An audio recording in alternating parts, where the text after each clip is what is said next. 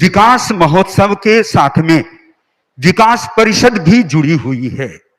और गुरुदेव तुलसी के समय विकास परिषद का एक अलग स्वरूप था, उसके बाद में वर्तमान का स्वरूप कुछ भिन्न है, पर तेरापंथ समाज के विकास की दिशा में उनका चिंतन हमेशा रहता है प्रायः। तो इस विकास परिषद के संयोजक मांगीलाल जी सेठिया, वे आज के समय पर अपनी प्रस्तुति परम पूज्य गुरुदेव के समक्ष करने जा रहे हैं। और यह विकास परिषद जो परम पूज्य गुरुदेव की दृष्टि में साधुओं में जैसे बहुश्रुत परिषद होती है, मानो कि श्रावक समाज में उसके समकक्ष एक श्रेणी है विकास परिषद की, उसके संयोजक मांगीलाल जी सेठिया।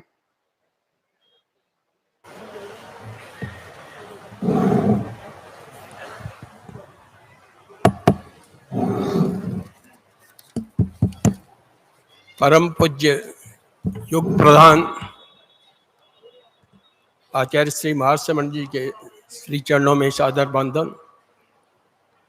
श्रद्धेय साध्वी प्रमुखा जी, श्रद्धेय मुख्य मुनि, श्रद्धेय साध्वी वरिया जी तथा सभी चारित्रात्माओं के श्री चरणों में सादर बंदन।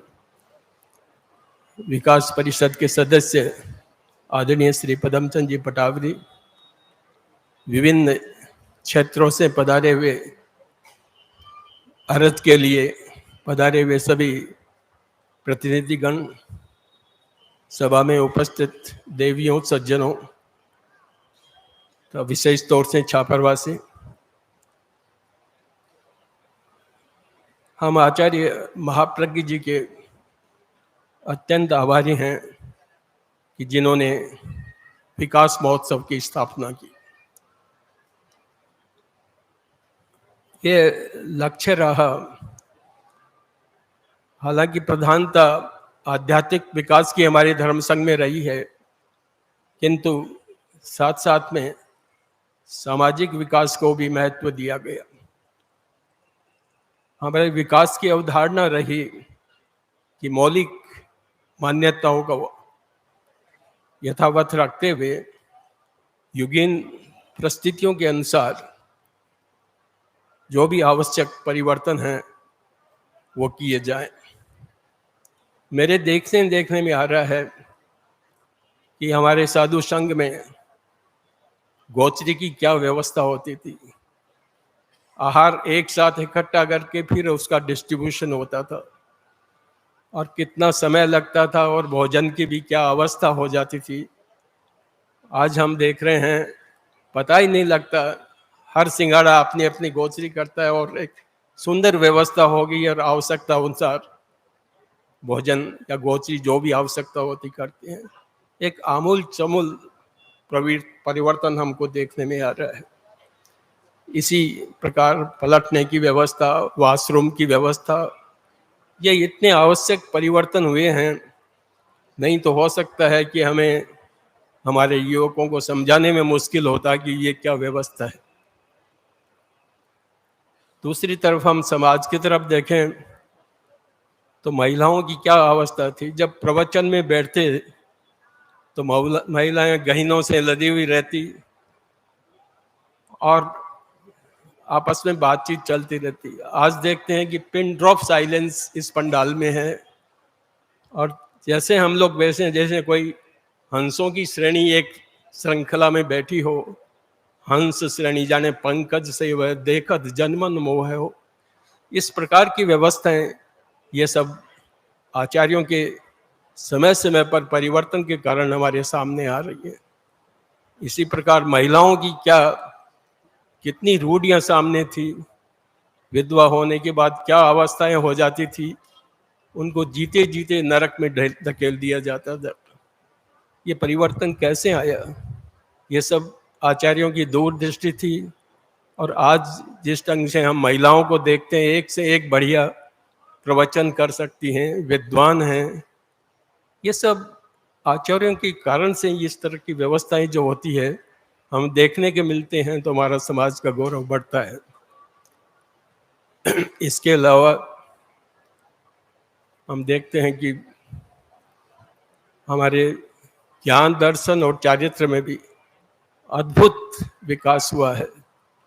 साधु साधियों को एक से एक विद्वान, आज डॉक्टर देख लिए, ग्रेजुएट्स देख लीजिए, उनके प्रवचन की शैली देख लीजिए। अभी पर्युषण पर्व हुआ, उस समय हमने आराधना देखते हुए जो साधियों द्वारा जिस ढंग से हमारे इतिहास को बताया गया, ये सब ज्ञान की वृद्धि के कारण हमारे संघ में पॉसिबल हो सका है और इससे भी हमारा बहुत महत्व बढ़ा है।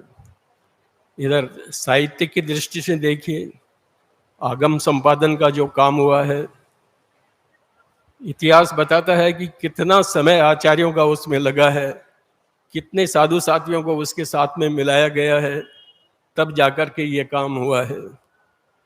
एक शायद पहले आचार्य महाप्रज्ञ जी ने बताया था कि जर्मन स्कॉलर कोई आए थे, उस समय उनको हमारे 5 वर्ष का आगम का कार्य दिखाया गया, तो उन्होंने कहा कि 5 वर्ष में कोई आपने काम किया तो उसको कचरे की पेटी में डाल दीजिए। किंतु जब उन्होंने काम को देखा तो ये बोला कि ये तेरा पंथ संघ में ही इस तरह का काम पॉसिबल हो सकता है। तो ये सब इतनी साहित्य में भी हुई है और हमारे साधु संघ में साधियों की वृद्धि हुई है, ये सब विकास के लक्षण हैं। किंतु सारा संतुलित विकास हो रहा है, इस बात का हमें गौरव है। इधर हम सामाजिक स्थितियों में देखें तो हमारी जितनी भी संस्थाएं हैं, चाहे संगठन मूलक संस्थाएं हों, उनमें भी हमारा जुड़ाव बढ़ा है। आज हमारे युवक भी बहुत बड़ी संख्या में इनके साथ जुड़ते जा रहे हैं और एक धर्म संघ के प्रति और आचार्यों के प्रति जो आकर्षण होना चाहिए वो बड़ा है। इसका मूल कारण मुझे लगता है कि हमारे जो संघी में आचार्य का एक नेतृत्व है, उसके कारण ये मुख्य हमारा विकास हो रहा है। जहाँ नेतृत्व 2 होते हैं वहाँ मुश्किल होती है। आज एक आचार्य के प्रति हम सब समर्पित हैं, इसलिए हमको ये विकास देखने को मिलता है। और आचार्य का जो श्रम निष्ठा, हम देखते हैं कि सुबह 4 बजे से लेकर के रात में 10 बजे तक किससे कितना मिलना, इनका सारा स्वाध्याय, अध्याय, पठन, आगम का कार्य, इतनी लंबी यात्राएं, सब कुछ होते हुए भी उसमें कोई बाधा नहीं आती। कैसे ही ये कर पाते हैं, मेरे ख्याल से बिना अतिशय के होना बड़ा मुश्किल है। इतनी लंबी लंबी यात्राएं, इतनी घोषणाएं की हुई और समय पर पधारना, चाहे कोई भी परिस्थिति हो, कोविड की परिस्थिति हो, ये सब होते हुए भी ये सब कार्य हो रहे हैं। तो ये तेरा पंथ जैसे धर्म संघ में जहाँ अनुशासन हो, जहाँ मर्यादाएं हों, उसमें ही पॉसिबल है। और कितना अप्रमाद, इतना अप्रमाद होने के कारण से तो हम बड़े सौभाग्यशाली हैं कि हमें तीनों आचार्यों, आचार्य तुलसी, आचार्य महाप्रज्ञ जी और अभी वर्तमान में आचार्य महाश्रमण जी का कार्यकाल देखने को मिलता है। और जिस ढंग से हमारा विकास हो रहा है, न केवल, और आज इतने बड़े संघ में इतने लोगों का आना, और सबको चातुर्मास चाहिए। सुजानगढ़ को भी चातुर्मास चाहिए, सूरत को भी चाहिए, इंदौर को भी चाहिए। ये मांग क्यों बढ़ रही है? इसलिए बढ़ रही है कि जहाँ आचार्य होते हैं वहाँ धर्म की स्थापना होती है, जहाँ धर्म होता है वहाँ सत्य होता है, और जहाँ सत्य होता है वहाँ श्री भी आती है। तो इन सब को देखते हुए जो हमारा विकास हो रहा है, उसके प्रति हमारे आचार्य का नेतृत्व है।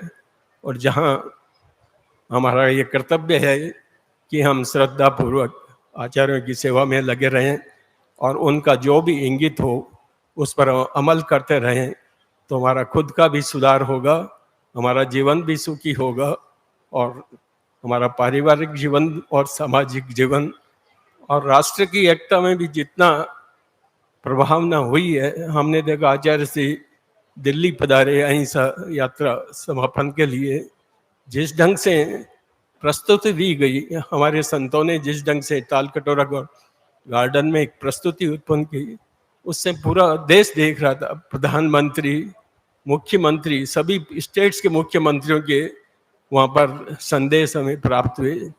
ये सब विकास के द्योतक हैं जिससे कि हमें गर्व होता हो, और हम समझते हैं कि हमारा संघ इसी तरह उत्तरोत्तर नवीन विकास भी करता रहेगा। अनुशासन में रहते हुए, मर्यादा में रहते हुए हम इसी प्रकार आगे बढ़ते रहेंगे। ओम